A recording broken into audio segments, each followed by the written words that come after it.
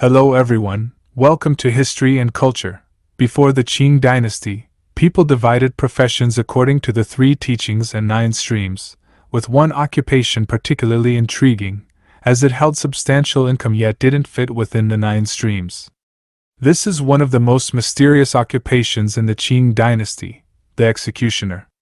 In ancient times, when ultimate punishments were administered, such as beheading, though merely carrying out orders, those who executed death sentences, the executioners, were considered to engage in a malevolent profession.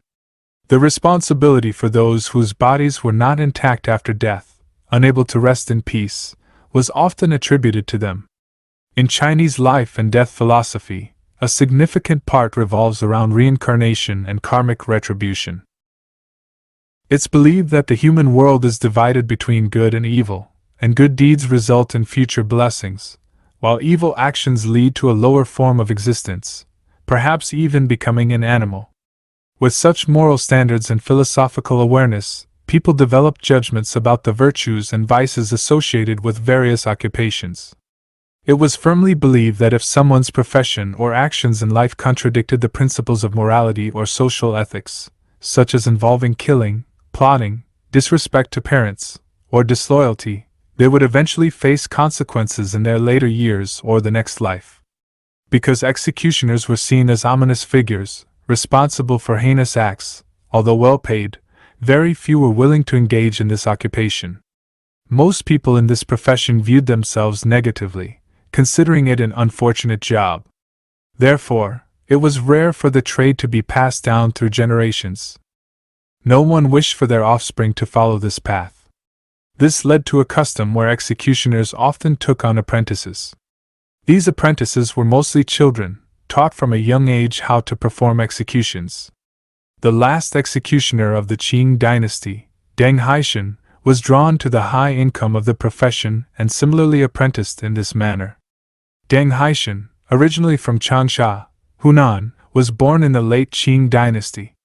Coming from a poor family and amidst turbulent times, Deng Haishan lost his family and suffered through hardships at a young age.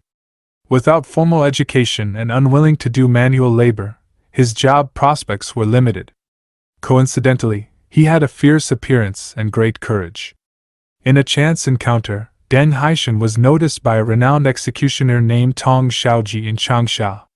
Recognizing his fierce appearance, Tong Shaoji saw him as the ideal candidate and decided to take him as an apprentice. With an unstable job and frequent hunger, Deng Haishan saw the opportunity as a source of income, despite it being an undignified profession. Under Tong Shaoji's guidance, Deng Haishan embarked on a path of executing sentences. Initially, Deng Haishan thought it was simple, just wielding a sword to behead.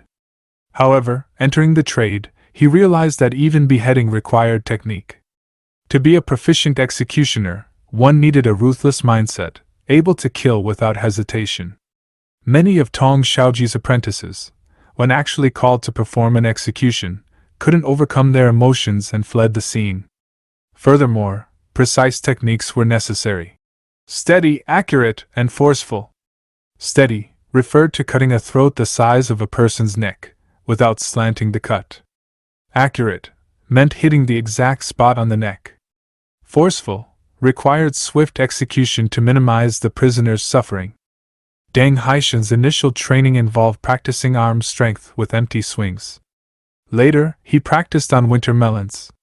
His master drew a circle on the melon, demanding that a single stroke hit the circle precisely, creating a neat cut. After countless sacrificed melons, he moved on to cutting incense ash. This honed his precision, aiming to cut the ash without disrupting the burning incense. For the sake of swift employment and income, Deng Haishan practiced diligently. After continuous practice, he met Tong Shaoji's standards and was allowed to face real situations. The aversion to death was consistent in Chinese culture throughout different eras, especially for executioners. Before an execution, the executioner would light 3 sticks of incense and bow 9 times in front of an ancestral tablet, sometimes drawing lions on their face with rooster blood to ward off evil. The executioner's guillotine, called Gui Shou Dao, was usually covered with a red cloth on the altar, only taken down for sharpening. At the execution site, they couldn't move carelessly. After receiving orders, the executioner would drink a large gulp of strong liquor, using it to disinfect and ward off evil from the blade. After the executioner would carry the blade towards the yamen, official residence, but they couldn't look back. At the yamen's entrance, they would be hit with a peachwood stick by an official to dispel evil before entering. Before Deng Haishan's first execution, his master warned, "Killing more than 100 brings ruin to your descendants." It meant that though executioners acted upon orders, they still killed people, leaving their souls unrestful. After beheading 99 people, it was time to retire, as further actions would invite retribution. Though young and spirited, Deng Haishan reluctantly agreed. With guidance from a renowned master, Deng Haishan soon found stable employment. Executioners were essentially imperial employees, and though the profession was rare, their pay was high. Sometimes, the relatives of the condemned would secretly bribe Deng Haishan to expedite the process, reducing their loved ones' suffering. To facilitate easy corpse collection, some families would secretly pay Deng Haishan to cut the heads in a way that looked detached, leaving a thin strip of skin connecting them. Deng Haishan enjoyed both the imperial salary and the extra earnings. The more executions, the higher the income. He became consumed by the happiness of wealth. However, his master's warning, "Killing more than 100 brings ruin to your descendants," seemed irrelevant. Perhaps Deng Haishan, in his youthful exuberance, disregarded the notion of retribution. Despite his prosperity, Deng Haishan remained unmarried.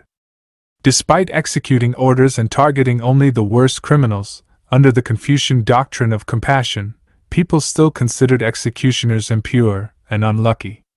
Few were willing to marry their daughters to executioners.